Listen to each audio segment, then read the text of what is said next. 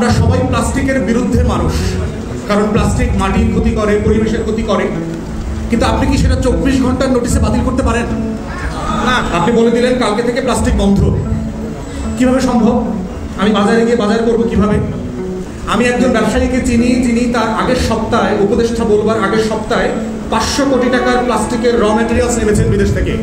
ওই 500 কোটি টাকা কারো বাপের টাকা আর ব্যাংকের টাকা। ব্যাংকের এলসির টাকা কার টাকা? আমার আপনার টাকা না। উপদেষ্টা মহোদয়, অন্তর্বর্তীকালীন সরকার আমাদেরকে টাকা দিবে, ওই টাকা ও যখন সে ডিফল্ট করবে, ঋণ খেলাপি হবে। ওই প্লাস্টিক কোম্পানিগুলোতে বাংলাদেশে লক্ষ লক্ষ মানুষ চাকরি করে না, তার পুনর্বাসন কিভাবে হবে? তাহলে একটা রাষ্ট্র যত ন্যায্য কারণেই হোক কোনো সিদ্ধান্ত নেয়, রাষ্ট্রকে তার রিপ্লেসমেন্ট সেবার মেকানিজমটা আগে তৈরি করতে হয়, যে আমি এটা বাতিল করবার পরে কি হবে, ওটা আমি কিভাবে ম্যানেজ করব। এখন দেখেন যে আপনি কি যুক্তিতে বাতিল করেছেন এই যুক্তিতে, যেহেতু এগুলো আওয়ামী ফ্যাসিবাদের আমলে নির্বাচনে হয়েছে, অতএব এই নির্বাচনটা বৈধ হয় নাই, ন্যায্য হয় নাই, বিরোধী দলগুলো এগুলো মানে নাই, কথা সত্ত্বেও এই জন্য বাতিল করলাম। রিপ্লেসমেন্ট বসাইছেন তাদেরকে, আমলাদেরকে না? এই আমলারা রাইতে ভোট করছে না? এই আমলারা প্রত্যেককে 35 লাখ 40 লাখ টাকা করে, 50 লাখ টাকা করে টাকা ক্যাশ দিচ্ছে না 2008? এই পুলিশ, এই আমলা, এই সেনা কর্মকর্তারা বাটপারি করে হাজার হাজার কোটি টাকা মালয়েশিয়া টরেন্টোতে বাজার করে নাই?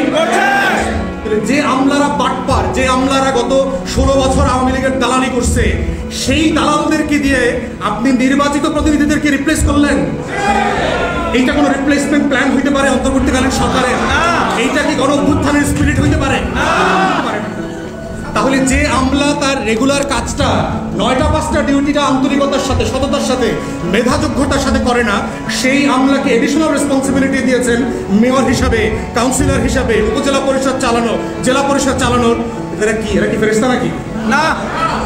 আর একটা কি দাবি করেছে যে এরা প্রচুর ডেভেলপমেন্টের, আপনারা নাকি প্রচুর চুরি করেন, ডেভেলপমেন্ট ওয়ার্ক ঠিকাদারি চুরি করেন না। আমলারা কি করে? আমলারা কি ফেরেশতা আসমান থেকে নাজিল হয়েছে? ওরা চুরি করে না? বলে শ্বেতপত্রে যে $16 বিলিয়ন প্রতি বছর চুরির গল্প আসছে, ওইটা কি কাউন্সিলররা করছে? ওই টাকা চুরি করছে কে? আমলারা করছে, রাজনীতিবিদরা করছে।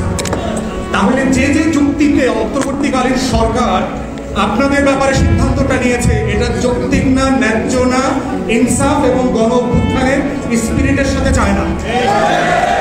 তাহলে এখন এখানে আমার যারা সহযোদ্ধারা আসছেন, যারা আপনার দাবিটাকে পরবর্তী পর্যায়ে রাষ্ট্রের সাথে নেগোশিয়েট করবেন, তাদের কাছে এখন আপনার কষ্টের দাবিটা কি? আমাদের